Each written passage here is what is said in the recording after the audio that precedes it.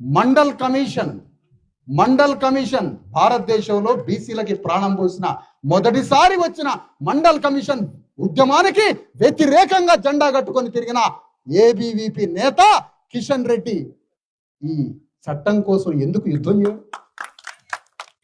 ఆనాడే నువ్వు మండల్ కమిషన్కి వ్యతిరేకంగా పాల్గొన్నాడు. రేవంత్ రెడ్డి మండల కమిషన్కి వ్యతిరేకంగా పాల్గొన్నాడు. కేసీఆర్ మండల కమిషన్కి వ్యతిరేకంగా పాల్గొన్నాడు. అయితే మీ చిత్తశుద్ధి ఎట్లా గ్రహించాలి? మేము క్యాబినెట్లో కీలకమైన పదవులన్నీ రెడ్లకు ఎందుకు ఇచ్చినావు? బీసీలకు ఇవ్వచ్చుగా. నీకు ఏ చట్టం అడ్డం వచ్చిందా? ఏం అడ్డం వచ్చిందా నీకు? నామినేట్ పోస్టులు మొత్తం బీసీలకు ఇవ్వకుండా రెడ్ల చేతులు ఎందుకు పెట్టావు?